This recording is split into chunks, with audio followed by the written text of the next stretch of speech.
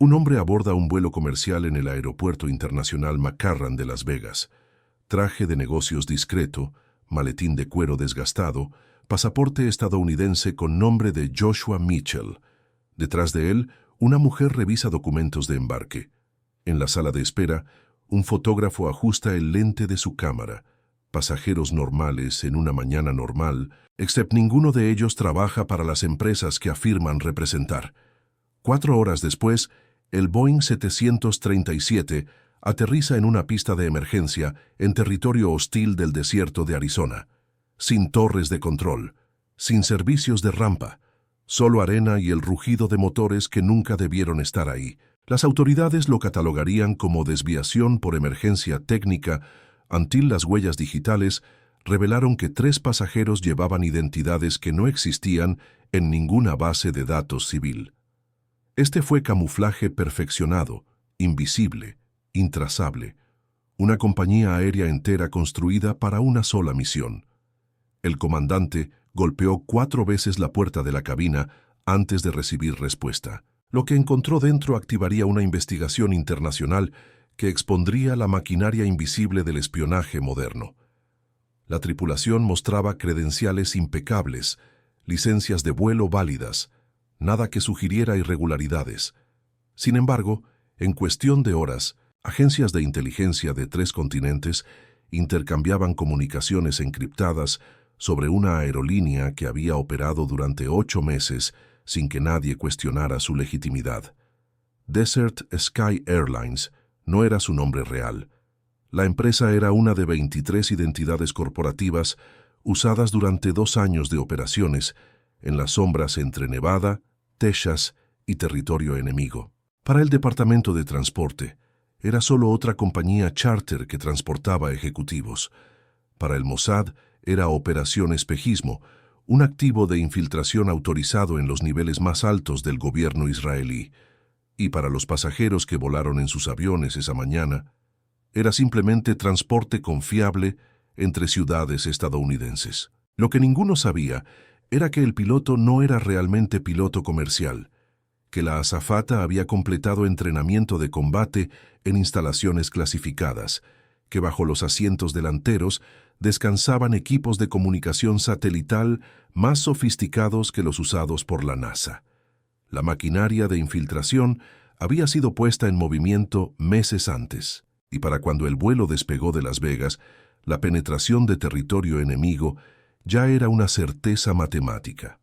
Esta es la historia de cómo los servicios de inteligencia transforman la aviación comercial en arte de guerra, cómo la burocracia se convierte en arquitectura de penetración, y cómo una nación puede ser infiltrada a plena luz mientras los investigadores quedan solo con preguntas. Se trata de la guerra invisible librada a través de los cielos americanos por operativos cuya mayor arma no es la violencia, sino la capacidad de hacer que la violencia parezca turismo de negocios, y revela algo más oscuro que cualquier operación individual: la existencia de un sistema global donde ciertos territorios pueden ser penetrados con precisión quirúrgica, dejando atrás solo la ilusión de soberanía aérea. Comprender cómo operó Desert Sky Airlines requiere entender quién la creó y por qué su establecimiento fue considerado necesario por un estado a miles de millas de distancia. La compañía nació en 2018 en las oficinas corporativas de Austin, Texas. Su fundador aparente, Marcus Henderson, había trabajado como ejecutivo en American Airlines durante 15 años. Su madre enseñaba en la Universidad de Houston. Su padre era ingeniero aeronáutico retirado de Lockheed Martin. Desde la infancia había observado aviones comerciales surcar los cielos de Texas y soñado con construir su propia empresa de aviación. Los registros corporativos lo describen como meticuloso y excepcionalmente disciplinado. Mientras otros emprendedores de aviación perseguían contratos gubernamentales lucrativos, Henderson procesaba cada detalle analíticamente. Sobresalía en logística y navegación, enseñándose árabe escuchando frecuencias de radio del Medio Oriente y transcribiendo conversaciones. Durante la adolescencia, ya transportaba mensajes para grupos de inversión privados, memorizando códigos financieros complejos y cruzando estados mientras inspectores federales observaban sin sospechar del tranquilo joven texano. La crisis financiera de 2008 transformó Austin en un campo de batalla entre aerolíneas supervivientes y startups desesperadas. Henderson observó desde las oficinas mientras empresas establecidas declaraban bancarrota y nuevos operadores compraban activos a precios de liquidación. Pero Henderson vio algo que otros perdieron. El poder no residía en la flota, sino en la precisión documental. La burocracia sin estrategia era simplemente ruido administrativo. Esta comprensión moldeó todo lo que siguió, transformándolo de otro aspirante a empresario en algo mucho más peligroso. Un especialista que entendía que la paciencia y los permisos federales podían lograr lo que el capital nunca conseguiría. Lo que distinguía a Henderson de otros fundadores de aerolíneas no era ambición, sino metodología. No estaba motivado por ganancias, sino por análisis estructural. Veía la aviación como una ciencia de timing y documentación, no de emociones. Colegas lo describían como obsesivo, nunca impulsivo, nunca ruidoso. Su temperamento permanecía enterrado bajo capas de control burocrático. Mantenía archivos digitales llenos de códigos FAA, diagramas de rutas y números de certificación. Registraba cada inspección, cada contacto, cada riesgo regulatorio potencial. Su obsesión con el orden rayaba en ritual. Prefería números de vuelo pares, códigos de registro con dígitos pares, frecuencias de radio en números enteros. Para él, la estructura significaba invisibilidad. El desorden significaba detección. Raramente sonreía, pero cuando lo hacía servía propósitos específicos: calmar inspectores, tranquilizar inversionistas, comandar lealtad. Evitaba convenciones de aviación y multitudes, eligiendo reuniones privadas sobre los riesgos de interacción social masiva. Un confidente recordó después algo que capturaba toda su visión del mundo. Un hombre que habla demasiado de sus rutas se convierte en un mapa que otros pueden leer. Un hombre que escucha se convierte en una sombra. Esa sombra se convirtió en su identidad operacional, la persona que le permitió moverse a través de territorios regulatorios hostiles durante años, sin ser descubierto. Dentro de los círculos de aviación privada, Henderson ascendió mediante acumulación paciente de confianza y competencia demostrada. No buscó liderazgo a través de carisma o discursos, sino a través de resultados. Cuando otras compañías planeaban expansiones que fallaban, las suyas prosperaban. Cuando otros exponían sus operaciones a través de descuido, las de Henderson permanecían compartimentalizadas y seguras. Para finales de los años 90, se había vuelto indispensable en ciertos círculos. El hombre que podía mover ejecutivos a través de fronteras, coordinar vuelos charter discretos y mantener comunicaciones entre células separadas sin dejar huellas digitales que los reguladores pudieran rastrear. La inteligencia israelí lo identificó por primera vez durante una conferencia de aviación en Dallas, cuando fue fotografiado transportando documentos codificados y una lista de contactos en el Medio Oriente. Lo monitorearon durante 7 meses bajo vigilancia administrativa, investigando sus patrones repetidamente. Pero Henderson no les reveló nada comprometedor. Los analistas lo describían como impenetrable, un empresario que hablaba mínimamente y nunca levantaba sospechas, repitiendo la misma explicación en inglés y hebreo básico. Solo manejo logística para clientes legítimos. Esta actuación solidificó su utilidad. Cuando terminó la vigilancia, no era simplemente otro empresario de aviación limpio, era un activo potencial de infiltración a través de disciplina comercial. Su metodología operacional evolucionó durante los años 2000, mientras reconocía que las tácticas tradicionales de espionaje habían alcanzado sus límites. Infiltraciones directas y operaciones encubiertas traían atención, pero no ventaja estratégica. Lo que las agencias de inteligencia necesitaban era infraestructura, las redes invisibles de transporte y logística que podían sostener operaciones durante años en lugar de meses. Henderson se convirtió en el arquitecto de esta infraestructura, diseñando sistemas descentralizados donde cada vuelo conocía solo sus contactos inmediatos. asegurando que si una parte era comprometida, toda la red no colapsaría. Para 2017 se había trasladado a Nevada, operando bajo la protección del régimen regulatorio estadounidense, que hospedaba empresas de aviación privada como parte de su estrategia económica regional. Desde Las Vegas, Henderson coordinó una red logística encubierta, informalmente conocida como Red Wingspan. Su propósito era simple: crear sistemas descentralizados de transporte y comunicación para mover personal, fondos e inteligencia a través de fronteras aéreas. Reclutó pilotos, mecánicos y despachadores, uniéndolos a través de lealtad y protocolos de comunicación encriptada que hacían la interceptación casi imposible. La red se extendía a través de California, Arizona y Nuevo México. Los servicios de seguridad europeos comenzaron a detectar patrones inusuales: aviones charter redirigidos a través de múltiples aeropuertos, organizaciones de fachada canalizando efectivo a través de bancos discretos en Reno y Phoenix. Henderson orquestaba todo mientras mantenía la fachada de coordinador de aviación ejecutiva. Para inspectores federales, parecía alguien ayudando a corporaciones con viajes. Para operativos, era la mano invisible moviendo piezas en un tablero de ajedrez que se extendía desde Nevada hasta territorio enemigo. Las agencias de inteligencia israelíes y estadounidenses lo etiquetaron como facilitador, un término burocrático que subestimaba su influencia mientras insinuaba su utilidad estratégica. Dentro del Mossad, facciones rivales se mostraron cautelosas. Algunos lo veían como otro contratista civil con acceso. Otros lo reconocían como un constructor silencioso, cuyas redes proporcionaban los recursos que mantenían operaciones funcionando.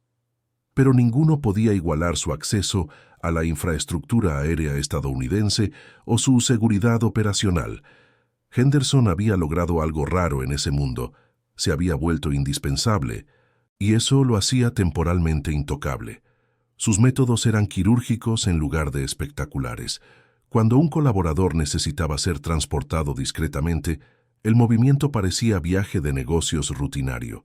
Cuando un equipo de operativos necesitaba infiltración, viajaban a través de rutas que los sistemas de seguimiento no podían predecir. Trataba la geografía como geometría, calculando ángulos de aproximación y sincronización con precisión matemática. En 2018, Comunicaciones Interceptadas sugirieron su participación en el transporte de equipos especializados a través de la frontera con México.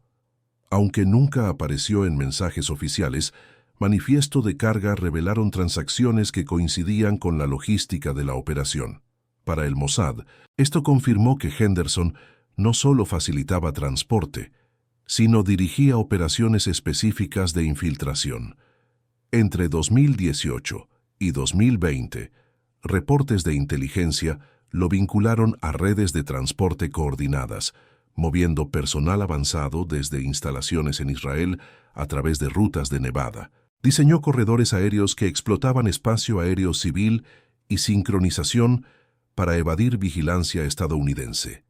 Cada operación demostró su mentalidad de ingeniería, abordando problemas con la lógica fría de alguien para quien la infiltración era simplemente otra variable en ecuaciones complejas. Una vez le dijo a un confidente algo que revelaba su filosofía: si dejas rastro en los manifiestos, debe hablar más fuerte que 1000 reuniones clandestinas. El miedo regulatorio era una herramienta, no una emoción. Estos actos atrajeron atención creciente de agencias occidentales. Pasaportes bajo los nombres Daniel Morrison y Samuel Cross aparecieron en múltiples registros de vuelo. Henderson se deslizaba a través de inspecciones cambiando no solo documentos, sino su presentación completa, su caminar, su acento, incluso el ritmo de su respiración. La supervivencia se había convertido en una forma de arte practicada diariamente.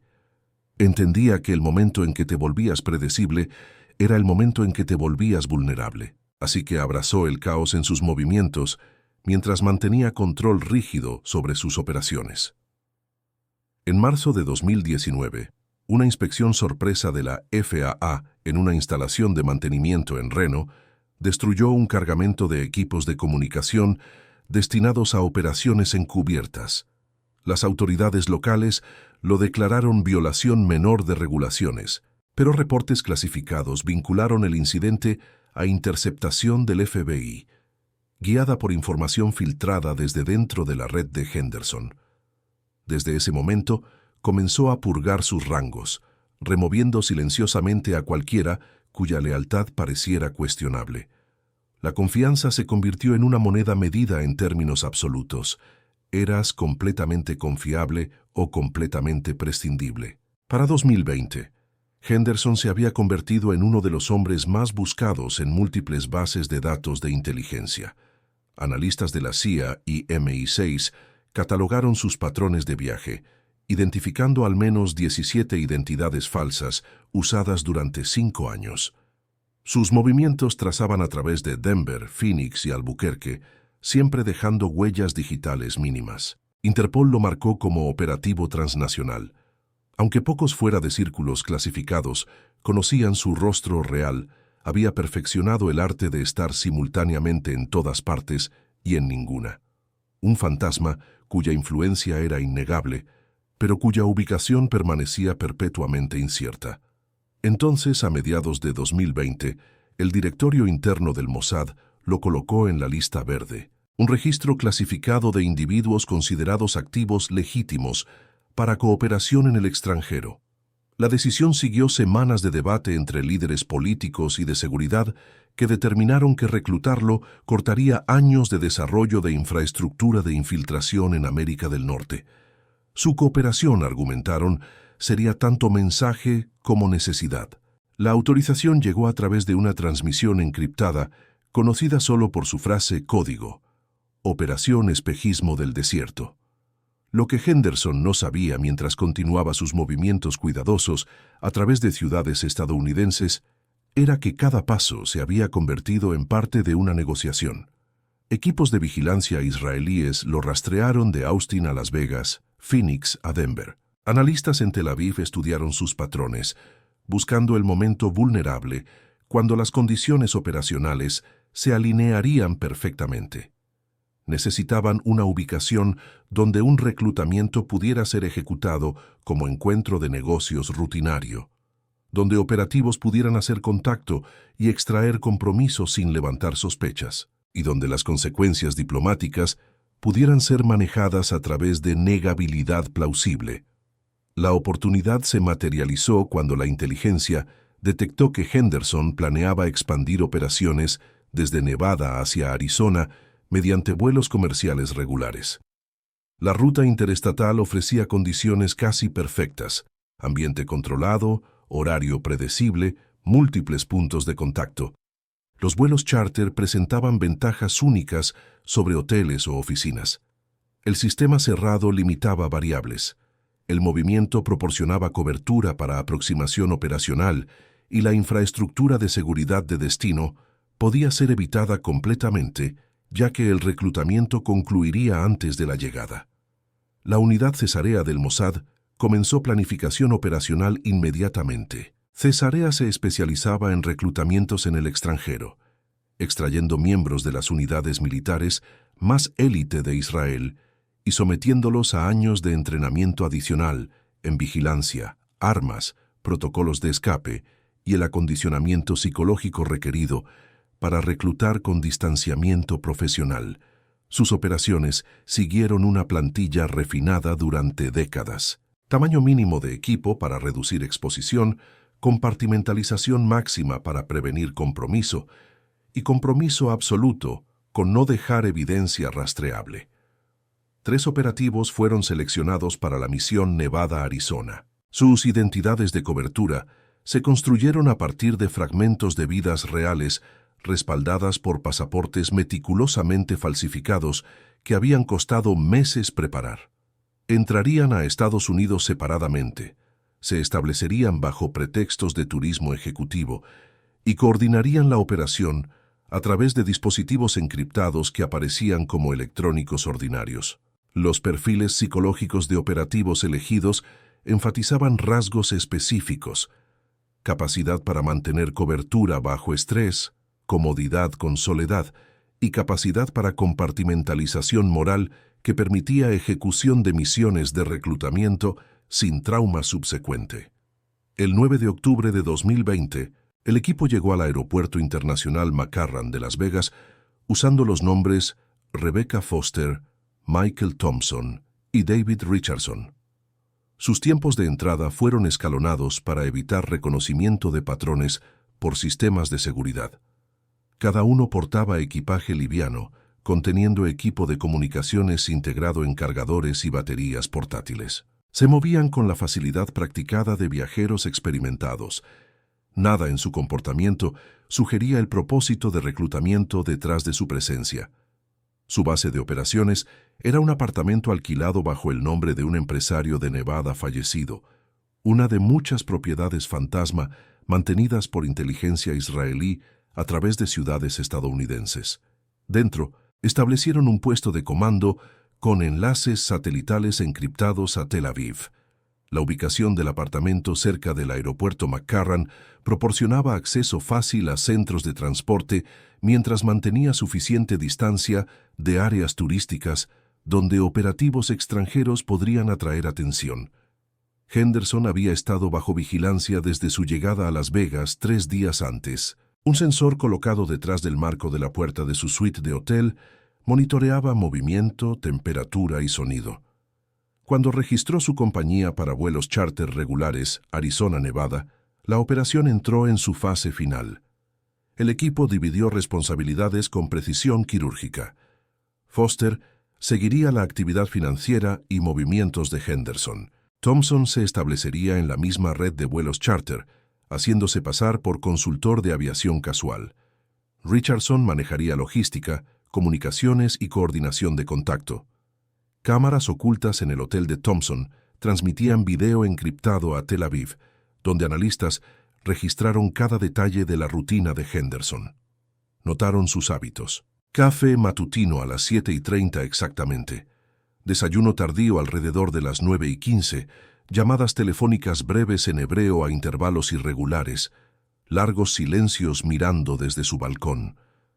No se reunía con nadie directamente, confiando solo en el movimiento para proporcionar seguridad. Pero los operativos ya estaban dentro de su patrón, anticipando sus decisiones antes de que las tomara. Conocían su horario de vuelos antes de que él finalizara las reservaciones. El método seleccionado para la operación reflejaba décadas de investigación en técnicas de reclutamiento indetectables. Aproximación gradual ofrecía ventajas específicas, desarrollo de confianza mediante contactos múltiples, evaluación de vulnerabilidades psicológicas que podían ser explotadas, y establecimiento de dependencia, que podía ser calibrada durante semanas de exposición. El sistema de entrega era igualmente sofisticado. Un dispositivo de comunicación modificado, disfrazado como tablet comercial común, contenía software de encriptación en una partición oculta activada por código de voz. El dispositivo interno se activaría durante conversaciones de negocios normales, grabando compromisos verbales en dosis medidas. El contenedor sería transferido en una reunión de negocios intermedia, asegurando que ninguna evidencia física permaneciera para cuando los investigadores comenzaran su trabajo. En la mañana del 15 de octubre, Thompson siguió a Henderson a las oficinas de Desert Sky Airlines, manteniendo la distancia cuidadosa que especialistas en vigilancia dominan a través de años de práctica. Foster abordó el mismo vuelo charter 15 minutos después, tomando un asiento 3 filas detrás del objetivo. Richardson viajó adelante en el siguiente vuelo, posicionado para coordinar comunicaciones y monitorear cualquier complicación inesperada. Sus movimientos fueron coreografiados a través de ensayos conducidos en casas seguras a través de Estados Unidos, cada gesto cronometrado, cada contingencia planeada. El vuelo Desert Sky 432 partió de Las Vegas a las 9:10 precisamente. Henderson ocupó su asiento asignado junto a la ventana en la fila 7, colocando su maletín en su regazo y ajustando sus gafas antes de abrir una copia en rústica de El arte de la guerra de Sun Tzu. Observadores notarían después la apropiada elección de lectura. 3 filas detrás, Thompson parecía absorta en su laptop, mientras discretamente activaba el dispositivo de grabación debajo de su asiento. La aproximación operacional comenzó su trabajo silencioso. Los próximos 90 minutos se desarrollaron con el ritmo mundano de viaje aéreo ordinario. Henderson leyó su libro. Pasajeros durmieron o trabajaron en computadoras. El paisaje de Nevada se deslizaba por las ventanas. Nada sugería que reclutamiento a nivel molecular estaba ocurriendo invisiblemente en el aire. A las 10:45, Henderson visitó el área de servicio donde video de vigilancia lo capturó bebiendo café solo, calmado, inconsciente de que su resistencia a aproximación estaba siendo calibrada con cada observación. Regresó a su asiento a las 11:10, aún sin mostrar interés en interacción. Thompson ajustó su posición para dirigir conversación, aumentando las oportunidades de contacto alrededor de la ubicación de Henderson. Comenzó conversando ligeramente sobre turbulencia, pero se desestimó como nada, alcanzando agua y luego su cuaderno, donde garabateó secuencias numéricas que los investigadores encontrarían después incompletas e indescifrables. Para cuando el vuelo se acercó a Phoenix, su actitud se había relajado notablemente. Se levantó para estirar las piernas y se movió hacia el pasillo, tambaleándose ligeramente por el aire reciclado. En el espacio confinado, la aproximación completó su trabajo inicial. Su concentración se fragmentó, su resistencia se debilitó, la conciencia de seguridad se desvaneció. Los síntomas coincidían precisamente con fatiga inducida por viaje de altitud o condición preexistente de estrés. Mientras tanto, Thompson había establecido contacto casual. Foster y Richardson habían salido separadamente en Phoenix Sky Harbor, mezclándose con la multitud matutina. La fase visible de la operación había durado menos de 2 horas. Las herramientas y técnicas demostradas reflejaron la reputación del Mossad por minimalismo de precisión. Cada elemento servía múltiples propósitos mientras mantenía inocencia plausible. El dispositivo de grabación construido en un laboratorio de Tel Aviv parecía idéntico a productos comerciales disponibles en cualquier tienda de electrónicos.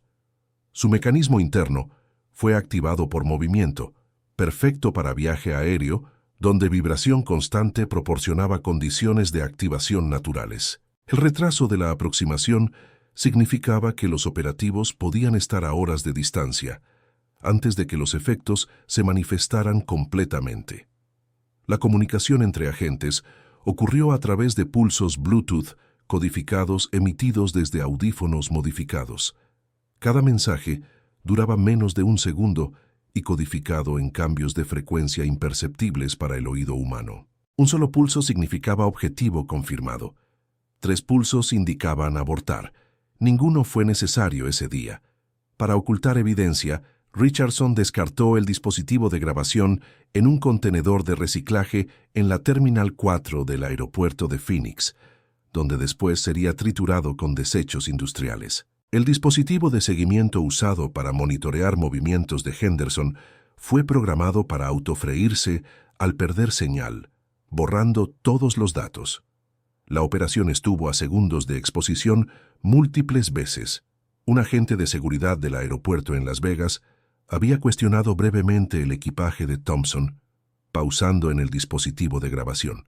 Foster intervino casualmente, haciéndose pasar por una colega pasajera ayudando a traducir. El oficial sonrió y siguió adelante. Más tarde en el vuelo, un niño sentado cerca de Henderson accidentalmente derramó una bebida que casi golpeó el dispositivo oculto.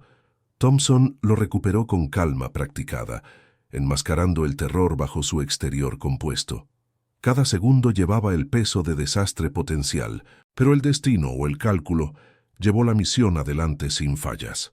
Cuando el piloto finalmente anunció el descenso hacia Phoenix, la escena parecía normal. Henderson guardó su libro, su maletín a su lado, los ojos enfocados pero relajados, sin heridas, sin dispositivos visibles, solo la fatiga ordinaria del viaje aéreo.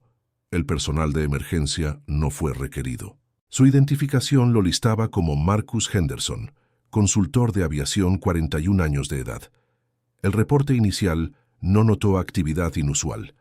El personal del aeropuerto selló el avión para inspección de rutina, inconsciente de que el verdadero propósito del vuelo ya se había disipado a través del sistema de ventilación. Dentro de 48 horas, los 3 operativos habían salido de Estados Unidos usando rutas diferentes e identidades alternativas. Operación Espejismo del Desierto fue archivada oficialmente en Tel Aviv con la anotación: contacto exitoso sin rastro. El reclutamiento de Henderson fue catalogado como fatiga de viaje rutinaria. Sin embargo, aquellos fluidos en el lenguaje de guerra encubierta reconocieron su firma inmediatamente. La autopsia en el Centro Médico Universitario de Arizona no reveló trauma externo. El sistema nervioso mostraba patrones consistentes con fatiga extrema. Los pulmones presentaban decoloración leve consistente con exposición a aire reciclado de cabina.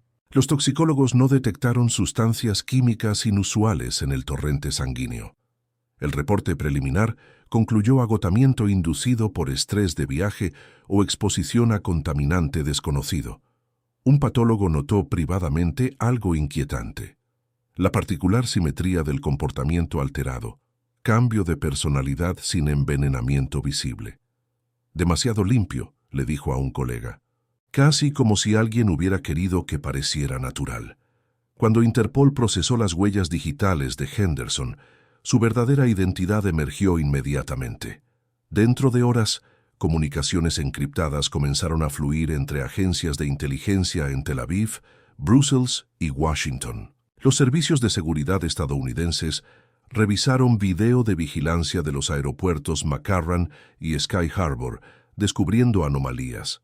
3 individuos habían aparecido repetidamente en proximidad de Henderson, sus movimientos sincronizados con los de él, sus rostros parcialmente oscurecidos, sus pasaportes revelados después como falsificaciones sofisticadas, usando identidades robadas de ciudadanos a través de Estados Unidos.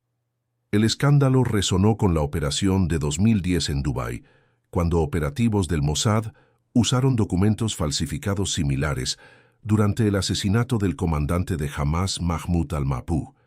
La tensión diplomática se elevó inmediatamente. Estados Unidos demandó explicaciones de Israel, pero los canales oficiales devolvieron solo silencio. El Ministerio de Relaciones Exteriores israelí emitió una declaración breve expresando desconocimiento del evento. Tras puertas cerradas, las alianzas de inteligencia se tensaron bajo el peso de negabilidad plausible que todos entendían, pero nadie podía probar. Los medios de comunicación se apoderaron de la narrativa de reclutamiento fantasma en vuelo comercial, ejecutado por manos invisibles. La especulación llenó titulares. Los servicios de seguridad estadounidenses admitieron privadamente admiración por la precisión de la operación, incluso mientras la condenaban públicamente. El caso reveló algo incómodo. Los servicios de inteligencia modernos podían conducir reclutamientos sofisticados en casi cualquier lugar cuando estaban apropiadamente motivados, y ninguna cantidad de soberanía podía proteger verdaderamente a objetivos marcados para aproximación por estados que poseían los recursos y la voluntad para alcanzar a través de fronteras. Jamás declaró a Henderson un traidor reclutado, acusando a Israel de violar leyes internacionales. En Gaza, miles asistieron a una manifestación simbólica, ondeando banderas y coreando votos de venganza contra la infiltración.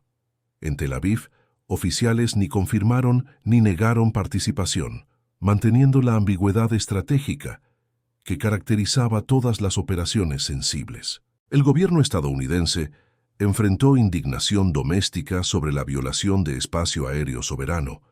Líderes de la oposición demandaron investigación sobre espionaje extranjero en suelo nacional.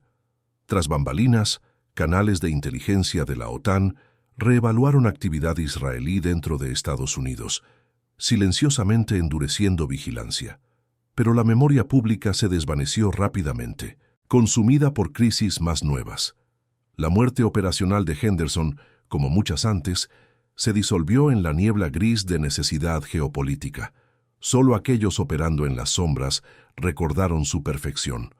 La operación había demostrado algo que profesionales de inteligencia entendían, pero raramente reconocían públicamente. Ciertos individuos podían ser reclutados con precisión quirúrgica en cualquier lugar del mundo, dejando atrás solo la ilusión de orden natural y preguntas sin respuestas satisfactorias. La maquinaria burocrática que autorizó el reclutamiento de Henderson operaba lejos del vuelo donde ocurrió. En oficinas iluminadas con fluorescentes dentro de la sede del Mossad, analistas habían pasado meses construyendo el caso para su aproximación. Cada operación pasaba a través de capas de autorización, cada una sellada con precisión fría de planos de fábrica. Abogados revisaron implicaciones de ley internacional. Enlace político evaluó riesgos diplomáticos. Expertos médicos evaluaron opciones de aproximación psicológica. El lenguaje usado era deliberadamente administrativo, diseñado para sonar como negocios en lugar de reclutamiento. Las operaciones no se llamaban infiltraciones, sino resoluciones. Los objetivos no eran personas, sino problemas que requerían soluciones. Esta sanitización lingüística permitía a aquellos involucrados mantener distancia psicológica de la realidad última de lo que autorizaron. La mano que firmó la orden de reclutamiento nunca vio el rostro que fue convertido, y en esa distancia yacía la perfección del arte de Estado moderno, la capacidad de reclutar sin tocar jamás la voluntad, de eliminar amenazas a través de papeleo que transformaba decisiones morales en procesos burocráticos. Los operativos que ejecutaron la misión pertenecían a la unidad cesarea del Mossad, una organización que existe en el espacio entre mito y realidad. Estos especialistas viven bajo identidades asumidas en apartamentos a través de Estados Unidos y el Medio Oriente, sus vecinos inconscientes de que detrás de paredes delgadas se sientan personas entrenadas para cambiar lealtades de manera precisa y silenciosa. Sus armas son rutina y paciencia. Se mezclan en aeropuertos, cafés y terminales de autobús a través de años de práctica en volverse invisibles. Hablan muchos idiomas, portan muchos pasaportes, pero no pertenecen a ningún lado. El fracaso es una palabra no pronunciada en su mundo. La supervivencia se mide por desaparición exitosa después de cada misión.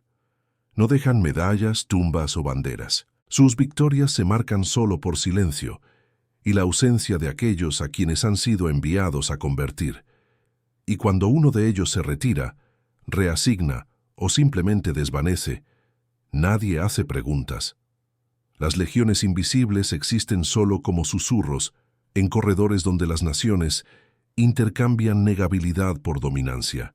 La operación de Phoenix pertenecía a un linaje que se extendía décadas atrás. En 1973, la Operación Cólera de Dios envió equipos a través de Europa cazando operativos de Septiembre Negro. Hombres fueron reclutados en umbrales, envenenados en habitaciones de hotel, rastreados a través de ventanas empañadas de trenes. El error de Lillehammer, donde un hombre inocente murió debido a identidad equivocada, enseñó al Mossad a evolucionar, a nunca más dejar rastros de duda. Cada operación subsecuente refinó la metodología, aprendiendo tanto de éxitos como de fracasos. En los años 90, una bomba de carro en Beirut obliteró a un comandante de Hezbollah. En 2010, en Dubái, Mahmoud al-Mabhouh fue sofocado en un hotel de lujo por asesinos disfrazados de jugadores de tenis. Las cámaras los capturaron, pero las identidades se derritieron como humo.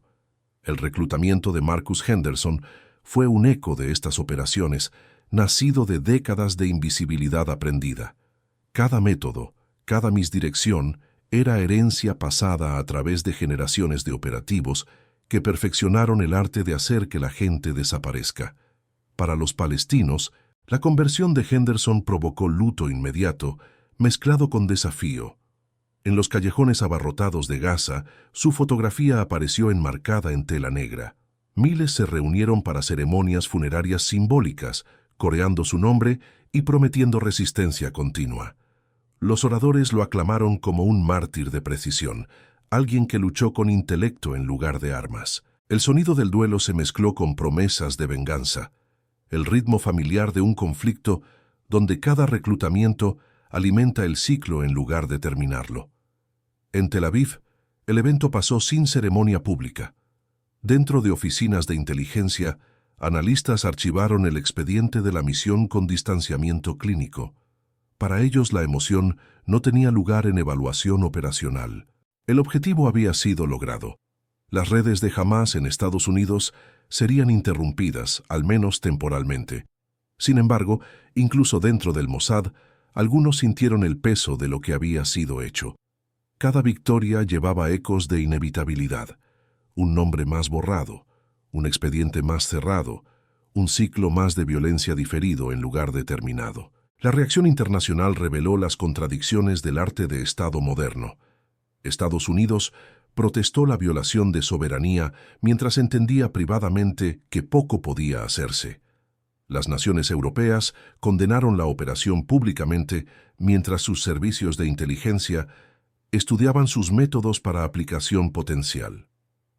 Estados Unidos circuló evaluaciones internas, notando la precisión de la operación mientras mantenía distancia oficial de cualquier endoso.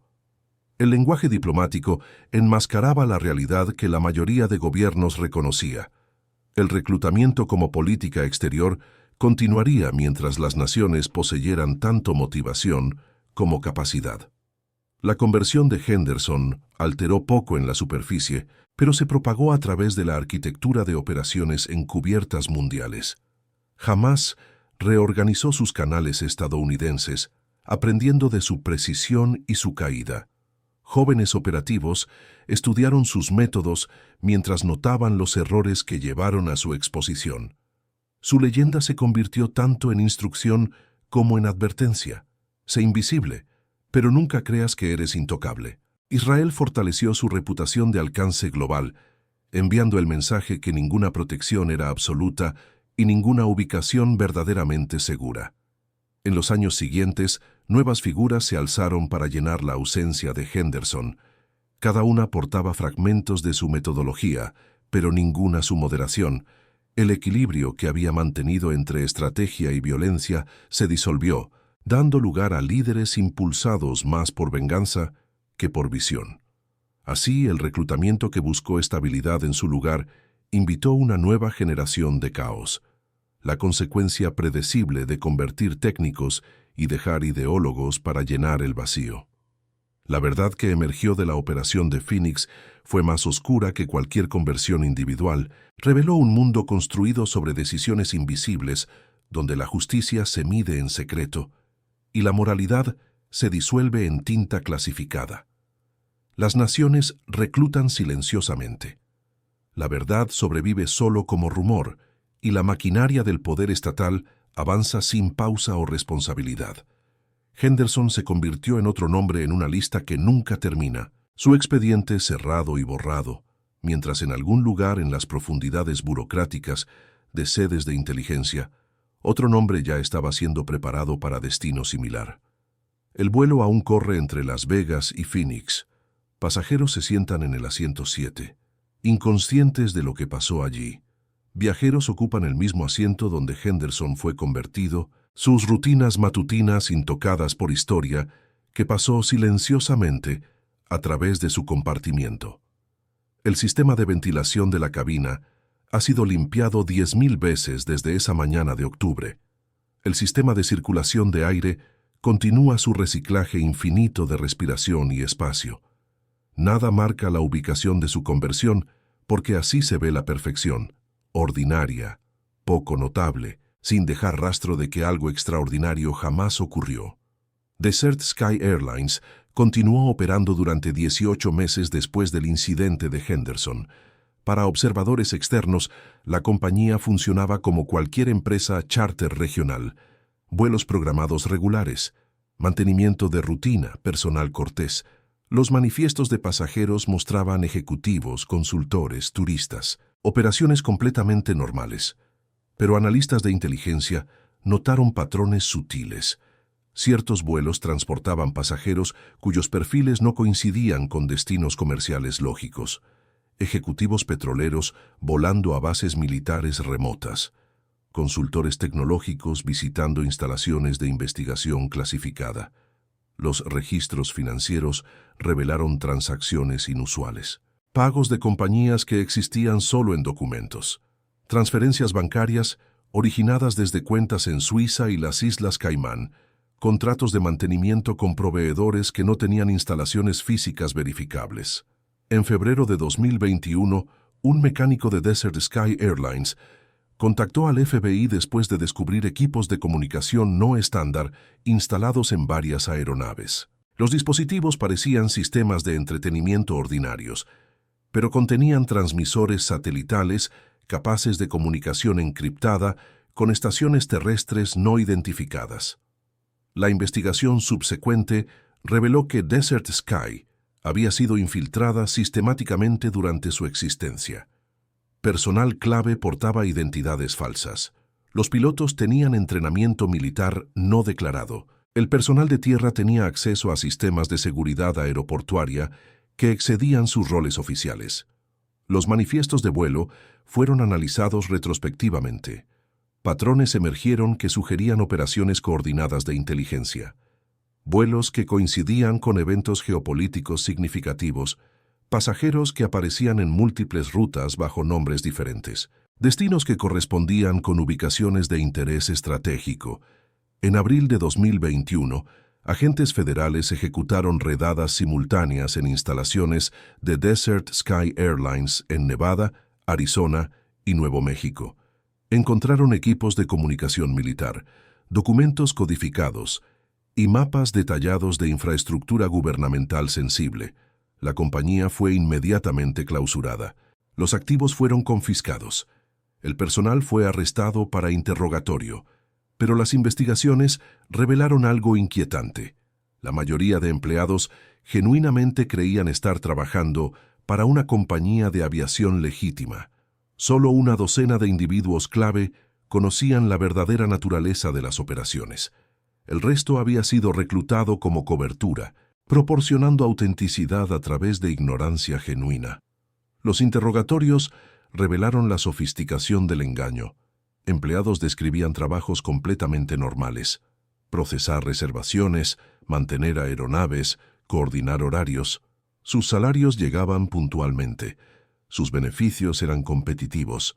Sus supervisores parecían gerentes ordinarios. Ninguno había sospechado participar en operaciones de inteligencia extranjera. Marcus Henderson desapareció 3 días antes de las redadas. Las cámaras de seguridad del hotel lo mostraron saliendo de su habitación con una pequeña maleta a las 5:30 de la mañana. Su automóvil de alquiler fue encontrado abandonado en el Aeropuerto Internacional McCarran. No había registro de él abordando ningún vuelo comercial. Los analistas especularon que había sido extraído por sus manejadores israelíes usando métodos no detectables: pasaportes diplomáticos, vuelos militares o transporte marítimo a través de rutas no monitoreadas. Su desaparición marcó el final efectivo de la operación espejismo del desierto. Pero la infraestructura que había construido continuó funcionando a través de células durmientes, activadas solo cuando era necesario. En los meses siguientes, investigadores descubrieron que Desert Sky Airlines había sido solo una de múltiples compañías fachada operadas por inteligencia israelí en Estados Unidos. Empresas de tecnología en California, firmas de consultoría en Nueva York, compañías de seguridad privada en Florida, todas conectadas a través de redes financieras complejas diseñadas para oscurecer su control último. El alcance de la penetración sorprendió incluso a veteranos de contrainteligencia. Durante una década, operativos extranjeros habían establecido infraestructura comercial legítima que proporcionaba cobertura para actividades de espionaje. Habían contratado ciudadanos estadounidenses como empleados inconscientes. Habían pagado impuestos, cumplido regulaciones, contribuido a economías locales. Su integración en la sociedad estadounidense era tan completa que distinguir actividades legítimas de operaciones encubiertas requirió años de investigación forense. Los juicios comenzaron en octubre de 2021. 12 individuos enfrentaron cargos de espionaje, lavado de dinero y violaciones de regulaciones de aviación. Las audiencias revelaron detalles de operaciones que se extendían a través de múltiples administraciones presidenciales. Testigos describieron reuniones en hoteles anónimos, transferencias de efectivo en estacionamientos, comunicaciones codificadas a través de aplicaciones comerciales de mensajería, un mundo paralelo de actividad de inteligencia operando junto a, pero invisible para, la sociedad americana normal. Las defensas argumentaron que los acusados habían actuado bajo coerción de agencias de inteligencia extranjera. Algunos afirmaron haber creído estar ayudando en operaciones antiterroristas autorizadas. Otros insistieron en que sus actividades se limitaban a investigación comercial legítima. Los veredictos fueron mixtos. Algunos acusados fueron condenados a términos de prisión que variaban de 5 a 15 años. Otros fueron absueltos por falta de evidencia de intención criminal. Varios casos terminaron en declaraciones de culpabilidad negociadas a cambio de cooperación con investigaciones continuas. Pero el daño a la confianza en instituciones comerciales estadounidenses era irreversible. La revelación de que compañías aparentemente legítimas podían ser fachadas para espionaje extranjero creó paranoia que persistiría durante años. En Israel, la exposición de la red generó debate interno sobre los riesgos de operaciones de inteligencia en territorio aliado. Críticos argumentaron que el espionaje en Estados Unidos ponía en riesgo la relación bilateral más importante de Israel. Defensores insistían que la recopilación de inteligencia era necesaria para la seguridad nacional, independientemente de la ubicación. El primer ministro israelí emitió una declaración negando conocimiento de operaciones específicas, mientras reafirmando el derecho de Israel a proteger sus intereses de seguridad. La fórmula diplomática estándar que admitía responsabilidad mientras evitaba consecuencias legales específicas. Relaciones entre agencias de inteligencia estadounidenses e israelíes se enfriaron notablemente. Compartir información fue restringido. Programas de intercambio fueron suspendidos. Operaciones conjuntas fueron sometidas a escrutinio intensificado. Pero la cooperación fundamental continuó, impulsada por intereses geopolíticos compartidos que trascendían irritaciones diplomáticas temporales. La historia de Desert Sky Airlines reveló contradicciones fundamentales en el sistema de seguridad nacional estadounidense. Agencias encargadas de prevenir espionaje extranjero habían sido superadas por operaciones que utilizaban herramientas legales del capitalismo estadounidense. Reguladores de aviación habían aprobado licencias sin detectar control extranjero. Autoridades fiscales habían aceptado declaraciones de empresas fantasma. Bancos habían procesado transferencias de origen dudoso sin reportar actividad sospechosa. El sistema dependía de autorreporte y cumplimiento voluntario por parte de actores que tenían motivos para engañar. La confianza que sustentaba el comercio estadounidense también creaba vulnerabilidades que podían ser explotadas por adversarios sofisticados. Reformas subsecuentes endurecieron requisitos de verificación para nuevas compañías de aviación. Se implementaron sistemas de monitoreo automatizado para detectar patrones de transacción inusuales. Se establecieron protocolos de compartir información entre agencias regulatorias previamente separadas. Pero expertos en seguridad advirtieron que las medidas eran reactivas, diseñadas para prevenir repetición de métodos ya expuestos. Adversarios inteligentes simplemente desarrollarían nuevas técnicas de penetración que evitaran controles mejorados. La carrera entre medidas de seguridad y contramedidas de espionaje continuaría indefinidamente, impulsada por innovación constante en ambos lados. Los empleados de Desert Sky Airlines, que habían sido engañados, enfrentaron consecuencias duraderas. Aunque legalmente inocentes, sus asociaciones con la compañía comprometieron sus perspectivas de empleo futuro en aviación. Empleadores potenciales veían sus currículos como riesgos de seguridad. Algunos recibieron amenazas de extremistas que los veían como colaboradores con espionaje extranjero. Otros fueron acosados por investigadores privados empleados por firmas legales que representaban víctimas de terrorismo internacional. Las vidas que habían construido alrededor de empleos que creían legítimos fueron destruidas por fuerzas que nunca habían entendido completamente. Sus historias ilustraron una realidad incómoda del espionaje moderno.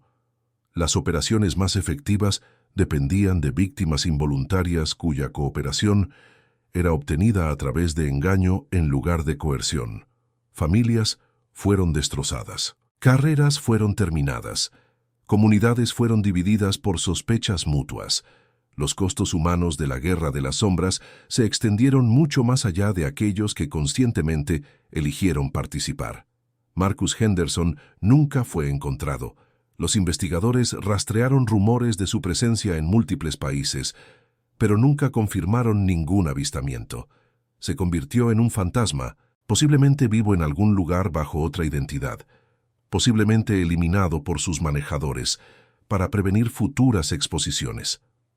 Su destino permaneció como uno de muchos misterios no resueltos generados por operaciones de inteligencia.